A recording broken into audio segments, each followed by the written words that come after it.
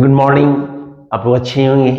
जैसे कि आप जान रहे हैं कि 12th के बाद आपको क्या करना है।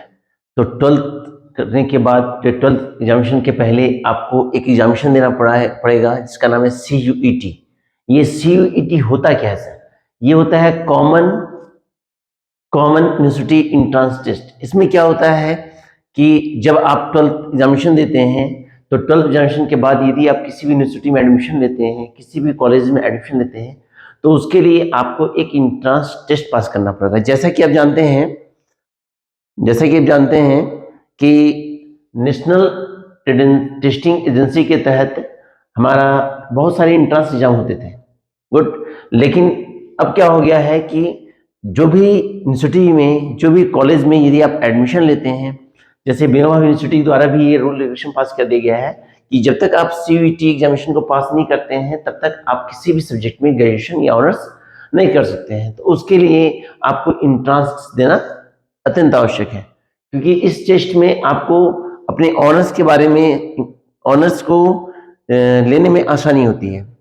साथ ही साथ ये CUET एग्जामिनेशन जो होता है, ये सभी के लिए नया प्रश्न है कि वकील ये होता क्या है सर, और इसको देने से क्या फायदा है।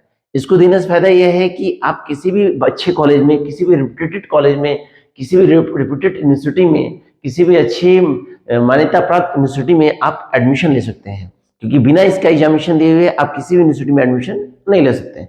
तो इसके लिए करना क्या होगा? इसके लिए करना ही होगा कि आपको गवर्नमेंट के द्वारा दिए गए निर्देश का पालन करना पड़ेगा।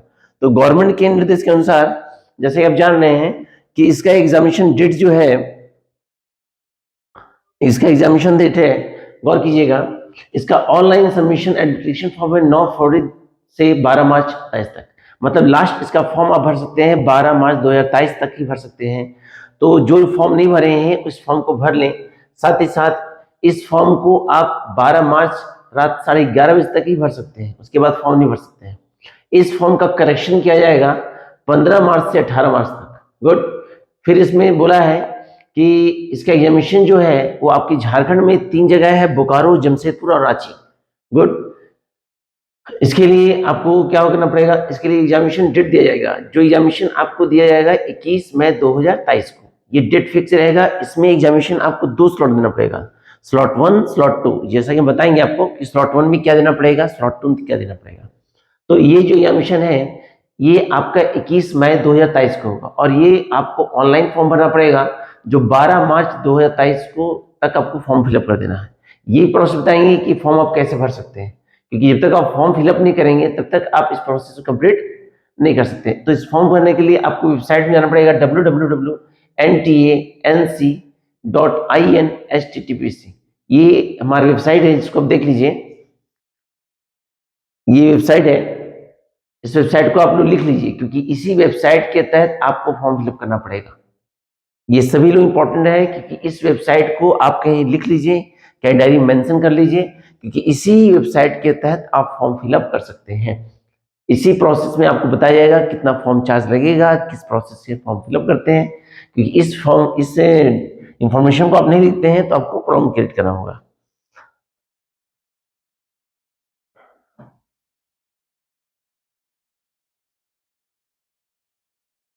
अब डेट एग्जामिनेशन जो होता है, ये तो जैसा होगा, डेट एग्जामिनेशन जो होगा वो आपको फर्स्ट एंड सेकंड स्लॉट में जुलाई में होगा 2022 को।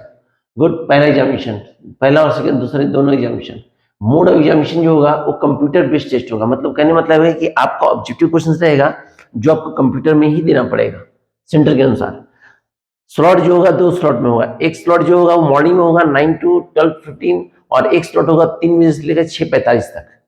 एग्जाम ड्यूरेशन ऑफ टाइम जो रहेगा 3 घंटा 15 मिनट, और इसमें 3 घंटा 45 मिनट्स। मतलब इसी प्रोसेस के तहत आपको एग्जामिनेशन देना पड़ेगा। यदि आप इस एग्जामिनेशन को सबमिट करते हैं तभी आप ग्रेजुएशन में किसी भी ऑनर्स को आप रख सकते हैं। इसमें आपका साफ साफ सारा इंफॉर्मेशन दिया हुआ है कि एग्जामिनेशन के तहत क्या क्या आपको यूटिलाइज करना है। गुड। अब इसमें आपको बताने वाले हैं,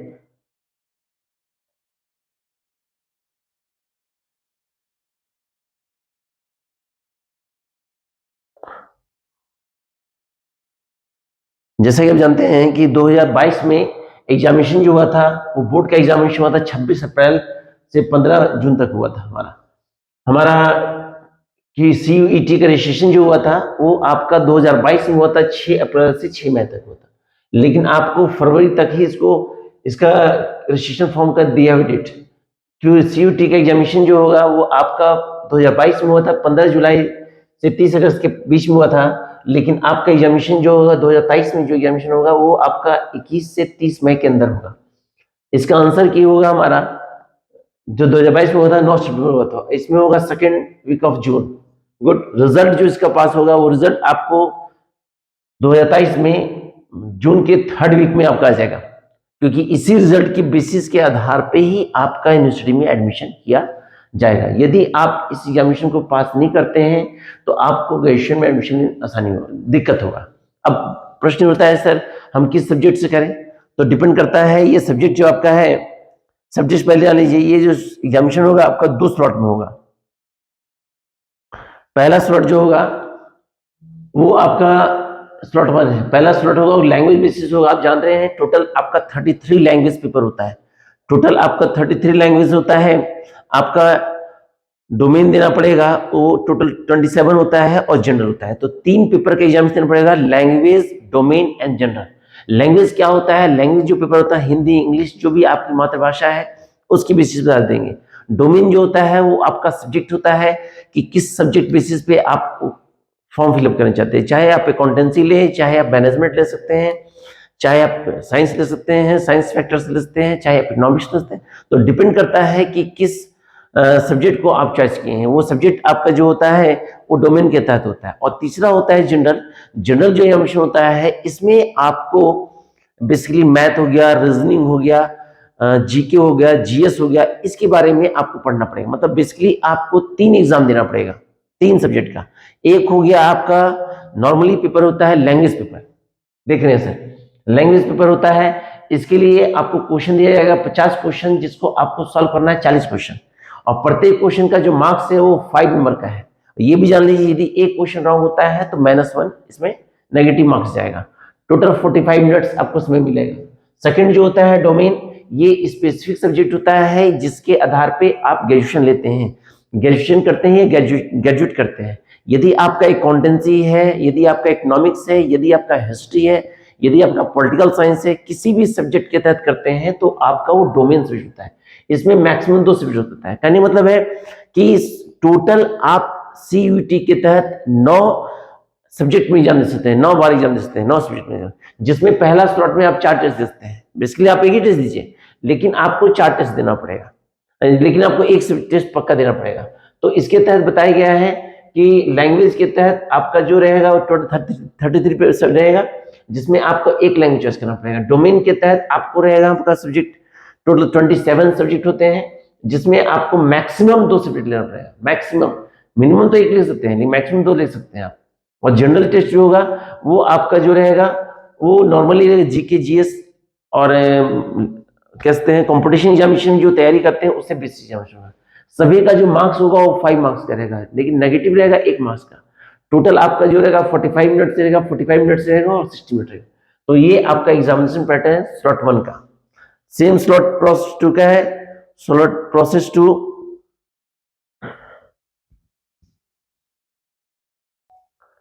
जैसा कि स्लॉट 1 के तहत आपको बताया है कि स्लॉट 1 में आप एग्जामिनेशन दे सकते हैं। फिर आपका आएगा स्लॉट 2। स्लॉट 2 जो होता है ये आपका आफ्टरनून में होगा, मतलब ये आपको सेकंड हाफ में होगा। मतलब पहला जो होगा वो मॉर्निंग में होगा और दूसरा स्लॉट जो होगा सेकंड हाफ में होगा। इसमें क्या है, इसमें भी आपका क्या होता है, एग्जामिनेशन जो होता है लैंग्वेज पेपर होता है, डोमेन होता है, लेकिन जनरल नहीं होता है सर।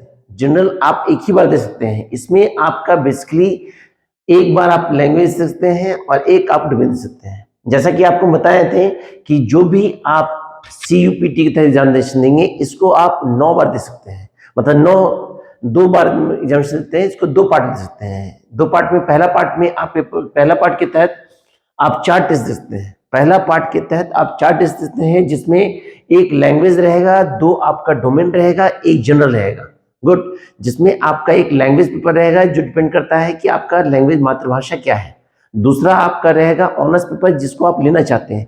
तो डिपेंड करता है कि किस सब्जेक्ट में आप ऑनर्स करते हैं। तो बेसिकली बहुत से सोचते हैं चलिए हम अकाउंटेंसी लेते हैं या इकोनॉमिक्स लेते हैं या इंग्लिश लेते हैं। D good. लेकिन उसके लिए पहले आप क्या करें, यदि आप 4 ऑनर्स पेपर दे सकते हैं, 4 पेपर के नाम सकते हैं, तो कोई दिक्कत नहीं है। डिपेंड करता है रिजल्ट के बाद आप क्या करते हैं कि उसके तहत आप क्या करते हैं, कॉलेज में यूनिवर्सिटी में एडमिशन लेते हैं। और एक होता है जनरल, जो मोस्टली होता है ये जीके जीएस से रिलेटेड होता है, ये स्लॉट 1 के होता है। लेकिन स्लॉट 2 में क्या होता है, एक लैंग्वेज होता है और 5 जो होता है आपका जो होता है डोमेन के तहत होता है। एक लैंग्वेज, देखिए लिखा हुआ है language any one of the remaining 12 language, option the first I com IA is one already taken in slot 1 and first from second B. ये इंफॉर्मेशन दिया है। ये जो होगा हमारा स्लॉट 2 के तहत, इसमें भी होगा हमारा 50 नंबर का एग्जामिनेशन होगा, जिसमें 40 आपको नंबर लाना है। प्रत्येक नंबर जो रहेगा 5 मार्क्स रहेगा और टोटल 2 मार्क्स रहेगा। नेगेटिव मार्क्स 1 रहेगा, गौर कीजिएगा। और डोमेन रहेगा, इसमें मैक्सिमम आज 4 से भी रख सकते हैं, लेकिन बेसिकली आपको देना एक फिक्स है, लेकिन रखना चाहते हैं तो 4 रख सकते हैं आप, क्योंकि रिजल्ट के बाद आप हो सकते हैं सब्जेक्ट चेंज करें, आपको मन करे कि भाई हम चेंज कर सकते हैं सब्जेक्ट, तो उसके लिए आप क्या करते हैं, स्लॉट 2 दे सकते हैं। गुड। सो उसके तहत आप 4 से भी दे सकते हैं। तो बेसिकली ये जो हम बता रहे हैं सीयूपीटी एग्जामिनेशन, ये 12 के पहले आपको इसका फॉर्म अप्लाई करना मस्टली इंपॉर्टेंट है, क्योंकि यदि आप इस फॉर्म को नहीं भरते हैं तो बाद में आप पछताएंगे। क्योंकि किसी भी सब्जेक्ट में ग्रेजुएशन करने के लिए आपको सीयूपीटी का एग्जामिनेशन पास करना बहुत ही इंपॉर्टेंट है। क्योंकि यदि आप सीयूपीटी एग्जामिनेशन को पास नहीं करते हैं, यदि आप सीयूपीटी का एग्जामिनेशन पास नहीं करते हैं, तो आपको किसी भी कॉलेज में एडमिशन जो होगा वो काफी समस्या होगा।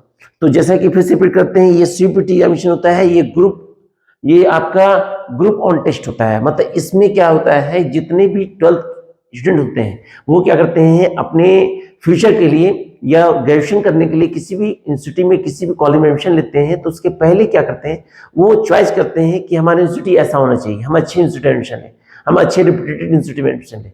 तो उसके लिए आपको सीयूपीटी एग्जामिनेशन देना पड़ेगा, कॉमन यूनिवर्सिटी इंट्रांस टेस्ट। जब तक इसको आप फुलफिल नहीं करेंगे तब तक किसी भी यूनिवर्सिटी में आपका एडमिशन नहीं होगा। बेसिकली हम बता चुके हैं, फिर रिपीट कर रहे हैं। इसके तहत आपका जो होता है, ये आपका जो टेस्ट होता है, ये 2 स्लॉट में होता है, स्लॉट 1, स्लॉट 2। स्लॉट 1 के तहत आप 4 पेपर में जा सकते हैं, 4 टेस्ट दे सकते हैं, जिसमें आपका पहला होता है लैंग्वेज पेपर होता है, 2 आपका रहेगा डोमेन रहेगा और 1 जनरल ले सकता है। देखिए डोमेन आप 1 भी ले सकते हैं, लेकिन डोमेन 2 लेने से फायदा क्या है कि यदि आप बाद में एडमिशन के दौरान अपना सब्जेक्ट चेंज करें, तो जो आप डोमेन लिए उसके थ्रू आप एडमिशन ले सकते हैं। गुड। यदि मान लीजिए आप डोमेन के तहत एक ही डोमेन लेते हैं इकोनॉमिक्स के तहत, तो आप यदि एग्जामिनेशन पास करने के बाद अपना चॉइस चेंज करते हैं, तो आपका एडमिशन इकोनॉमिक्स ऑनर्स के तहत ही होगा या इकोनॉमिक्स से रिलेटेड ही सब्जेक्ट में एडमिशन होगा। लेकिन डोमेन के तहत यदि आप 2 सब्जेक्ट में एग्जामिनेशन देते हैं, तो उसमें फायदा क्या होगा कि आप एडमिशन जो ले सकते हैं वो ऑनर्स ग्रेजुएशन में आप किसी भी 2 जो चॉइस आपका है उसमें एडमिशन ले सकते हैं। तो डिपेंड आप पे करता है कि आप डोमेन क्या लें, लेकिन आपको एक डोमेन तो फिक्स देना ही पड़ेगा। गुड। जिसमें स्लॉट 1 के तहत एक आपका होगा जनरल पेपर, एक लैंग्वेज पेपर होगा, एक डोमेन होगा और एक जनरल होगा। लेकिन स्लॉट 2 में जो होता है उसमें बेसिकली भी आपका 2 एग्जामिनेशन होगा, 2 पेपर में एग्जामिनेशन होगा, एक होगा आपका लैंग्वेज पेपर, गुड, और एक होगा आपका डोमेन पेपर। इसमें जनरल पेपर नहीं होता है। जनरल बेसिकली जो होता है, ये आपका जो होता है, ये डिपेंड करता है आपका GK, GS, reasoning, math, science, मतलब एक इंपॉर्टेंट कैसे जो कंपटीशन बेसिस तैयारी करते हैं उसके बेसिस होता है। यदि आप C2 एग्जामिनेशन को पास करते हैं तो ये आपके लिए बहुत ही इंपॉर्टेंट होगा, क्योंकि इस एग्जामिनेशन को पास नहीं करते हैं तो आपको आने वाले समय में 12 के बाद आपको दिक्कत होगा। तो इसका फॉर्म आप 12 मार्च तक फॉर्म भर लें। 12 मार्च तक जैसे आपको इन्फॉर्मेशन दिए, आपको एक वेबसाइट भी दिए हैं, उस वेबसाइट में जाके आप फॉर्म फिलअप कर सकते हैं। फॉर्म भरने का चार्ज 700 रुपीज लगेगा। बाकी आपको डिपेंड करता है कि किस कैफे में फॉर्म भरवा रहे हैं, वहां पे आपका चार्ज क्या ले रहा है, क्योंकि आप लोग को इन्फॉर्मेशन बार बार दे रहे हैं, क्योंकि इसके तहत आप फॉर्म नहीं भरेंगे तो आपको आने वाले समय में 12 के बाद समस्या होगा।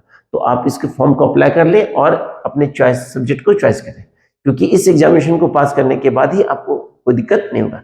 अब प्रश्न होता है सर जो एग्जामिनेशन देगा वो हमारा जो लैंग्वेज है उसमें तो कोई दिक्कत नहीं है। लैंग्वेज जो होता है ये आपका ग्रामेटिकल बेसिस होता है। यदि आप हिंदी लेते हैं तो हिंदी से रिलेटेड जितना भी आपका व्याकरण हो गया, जितना भी ग्रामर रिलेटेड है वो आप पढ़ना पड़ेगा। इंग्लिश में भी क्या